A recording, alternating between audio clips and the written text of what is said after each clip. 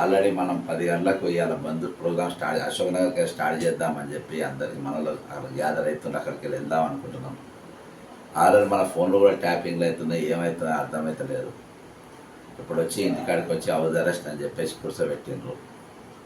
కాబట్టి ఈరోజు ఇది ఈ ప్రభుత్వం కోసము ఇదే పోలీసులు ఇదే బయట రోడ్ల పైన కానీ ఆడ కానీ ఈడ కానీ 5 సంవత్సరాలు కంటిన్యూగా అరెస్టు. గత 10 సంవత్సరాలు పోరాటం చేసిన 5 సంవత్సరాలు అయితే కంప్లీట్గా పోలీసులు అరెస్టులు కేసులు మా నిరంతరం ఇదే ప్రక్రియ మీద పైన ఉండే. ఇల్లు పట్టించుకోకుండా ఇల్లు వదిలేసి ఫ్యామిలీని వదిలేసి పొద్దు మాపి పని మీద ఉంటే ఈరోజు ఇంత కష్టపడి అధికారంలోకి ఈ పార్టీని తీసుకొని వస్తే ఈరోజు ముఖ్యమంత్రి అయ్యి అన్ని పార్టీలు తెలుగుదేశం, బీజేపీ, బీఆర్ఎస్ అన్ని పార్టీ తిరిగి కాంగ్రెస్ పార్టీలోకి వచ్చి ఈరోజు కాంగ్రెస్ పార్టీ అధికారం తెచ్చిన వాళ్ళు మా మీద నిరసన తెలుపుకునే హక్కు. కాంగ్రెస్ పార్టీ అతి పెద్ద ప్రజాస్వామ్య పార్టీ. ఈరోజు భారతదేశంలో నీట్ పేపర్ లీక్ అయిందని చెప్పి ఫస్ట్ దాని మీద నేనే వీడియో చేయడం జరిగింది. దాని మీద ఈరోజు పెద్ద ఎత్తున ఏ విధంగా కొట్లాడుతూ ఉన్నారో సేమ్ అదే విధంగా ఇక్కడ విద్యార్థులకు నిరుద్యోగులకు అన్యాయం జరుగుతుందని మేము కొట్లాడుతున్నాం. అది తప్పు కానప్పుడు ఇది కూడా తప్పు కాదు కదా. ఈరోజు నీట్ పేరు మీద మీరు కొట్లాడుతున్నాం దేశవ్యాప్తంగా. మొట్టమొదటిగా ఆ వీడియో చేసింది నేను, ఆ స్కామ్ బయట పెట్టింది నేను బోర్డు మీద పెట్టి, కాబట్టి చార్ట్ తయారు చేసి మరీ చెప్పిన. ఈరోజు అది 100% తప్పు. దానికోసం కాంగ్రెస్ పార్టీ పెద్ద ఎత్తున చేస్తుంది. దాన్ని మేము కూడా సమర్థిస్తున్నాం, మద్దతు ఇస్తున్నాం. దీనికి కూడా మరి కాంగ్రెస్ పార్టీ మద్దతు ఇవ్వాలి కదా, ముఖ్యమంత్రి మద్దతు ఇవ్వాలి కదా. ఇలా రాష్ట్రంలో మీరు అధికారంలో ఉంటారు, నీటిపైన మీరు చేపిస్తారు, మరి ఇది అన్యాయం జరుగుతుంది. పరీక్షల డేట్లు ల్యాబ్స్ అవుతున్నాయి, ఒకదాని మీద ఒకటి కొలీడ్ అవుతున్నాయి.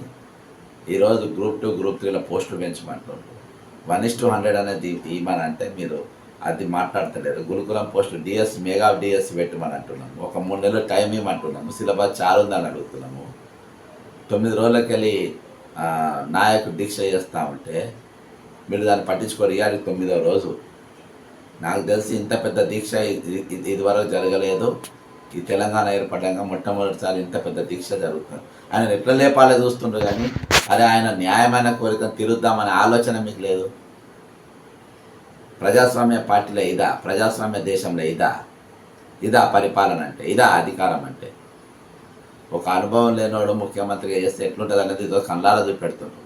నిరుద్యోగుల ప్రభుత్వం అని చెప్పారు, నిరుద్యోగుల వ్యతిరేకంగా ఈరోజు ప్రభుత్వం పనిచేస్తాము. పొద్దున మేము ఏం చేసినా మేము బండిపోట్లమా, లేకపోతే నీళ్ళక ఏమైనా ఓటు ఇష్టప్పుడు రెడ్ హ్యాండ్ దొరికి మేము జైల్లో పోయిన వాళ్ళమా, మేము లంచాలు తీసుకున్న వాళ్ళమా, లంచాలు ఇచ్చిన వాళ్ళమా, అక్రమంగా సంపాదించిన వాళ్ళమా, దాడి దోపిడీ చేయించేటోళ్ళమా, స్మగ్లింగ్ చేయించేటోళ్ళమా, డ్రగ్స్ అమ్మించేటోళ్ళమా, సెటిల్మెంట్లు చేసేటోళ్ళమా? ఏం చేస్తామని పొద్దున్నే నా ఇంటికి పోలీసు వాళ్ళని పంపినావు రేవంత్ రెడ్డి గారు.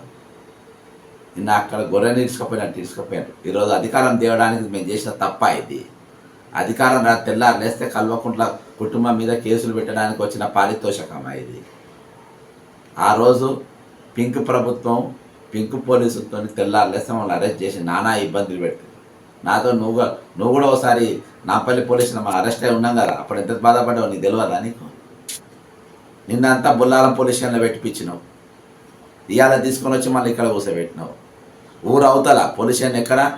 బొల్లారం సిటీ అవతల తీసుకుపోయి వదిలేసి అక్కడికి వెళ్ళి లోపడేసిగా పోయిన నడువున్నట్టు రాత్రిపూట వదిలేసినాక అక్కడికి వెళ్ళి ఎట్లా ఎంత దూరం మేము వచ్చినాం. మా బండ్లు లేవు, ఏమి లేవు. అక్కడ ఆటలు దొరికాయి, ఏం దొరికాయి అంత మూల పోలీస్ స్టేషన్లో. ఈరోజు మళ్ళీ పొద్దున్నే ఇంటికి పోలీసు వాళ్ళని పంపినాం. చెప్పండి రేవంత్ రెడ్డి గారు, మేమేం చేయాలి చెప్పండి. ఉండద్దు ఇక్కడ, ఎవరు ఉండద్దు, వెళ్ళిపోండి, దేశం వదిలే ఈ జిల్లా రాష్ట్రం వదిలేసి వెళ్ళిపోమంటే పంపించేసేయమంటే తడిపారి చేసే అందరిని. ఇంత అవివేకంగా ప్రవర్తిస్తూ ఉన్నావు 6 నెలల్లో. ఇదా నీ స్వరూపం?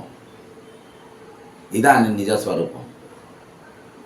నాకు ముందు పసిగట్టే నేను ఎలక్షన్ అయినా తెల్లారి ఈయన ముఖ్యమంత్రి పనికిరాడని చెప్పి నేను ప్రెస్ మీట్ అందుకనే పెట్టిన. నీ క్యారెక్టర్ ఇదని. నువ్వు కల్వకుంట్ల కవితకు అడికోర్ ఇన్ఫ్రాస్ట్రక్చర్లో పార్ట్నర్ అని చెప్పి అవన్నీ చూపించిన. నువ్వు బాధాప్త చంద్రబాబు నాయుడు గారినే నువ్వు బ్లాక్మెయిల్ చేసినావు. నీ అప్రూవర్గా మాడతా ఓట్ల నేను జైలుకు పంపుతా అన్నోనివి నువ్వు.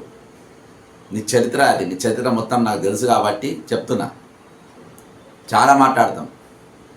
నువ్వు ఎంత కొడితే అంత లేస్తాం. ఖచ్చితంగా మేము ఈరోజు బయటికి పోతాం. ఖచ్చితంగా రాష్ట్ర వ్యాప్తంగా అన్ని లైబ్రరీలో ఉన్న మిత్రులందరినీ మేము వేడుకునేది ఏంటంటే, ఇది మన రైట్స్, మన హక్కు కోసం మనం కొట్లాడుతున్నాం, ఉద్యోగం కోసం కాదు. ఉద్యోగం అనేది హక్కు. అలా ఖాళీలు నింపుతామని చెప్పి బద్మాష్ మాటలు మనం చెప్పి నమ్మినాం.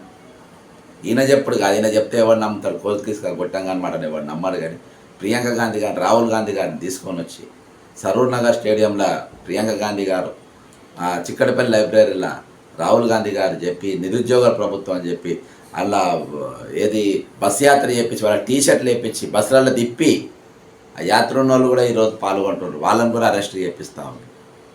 వాళ్ళందరినీ కూడా ఈరోజు ఇష్టం వచ్చినట్టుగా మీరు వివరించుకుంటా, ప్రభుత్వం ఇష్టం వచ్చినట్టుగా చేసుకుంటా. ఇదా మంచి ప్రభుత్వం? ఎట్లయితుంది ఇది? మంచి పేరు ఎట్లొస్తుంది ప్రభుత్వానికి? ఈ ఇటువంటి ప్రభుత్వం ఇంత షార్ట్ పీరియడ్లో తీసుకుని మేము ఏ రోజులే ఇంత భయానకమైన ముఖ్యమంత్రిని, ఒక వేస్ట్ ఫెలో కానీ తీసుకొచ్చి ఈరోజు చీఫ్ మినిస్టర్ పెట్టింది. అర్హత గల, ఏ అర్హత లేనటువంటి వ్యక్తిని. ఆ మంత్రులు ఎట్లా ఆయన కింద సీనియర్ మంత్రులు ఉత్తమ్ కుమార్ రెడ్డి గారు, దామోదర్ రాయనరసింహ గారు, బట్టి విక్రమార్క గారు, శ్రీధరబాబు గారు, నా కోమరెడ్డి వెంకరెడ్డి గారు, కొండ సురేఖ గారు, ఇంత సీనియర్ మనుషులు ఇసొంటోని కింద ఎట్లా పని చేస్తుండ్రో దేవునికే తెలియాలి. ఇంత అన్యాయం ఎవరు మాట్లాడరా? 9 రోజులకే దీక్ష చేసి ఒక్కరు కూడా మాట్లాడరా? ఒక మంత్రులు వచ్చారు, పొన్న ప్రభాకర్ గారు, ఆర్గనైజేషన్కి వెళ్ళి వచ్చిన వ్యక్తులు మీరు.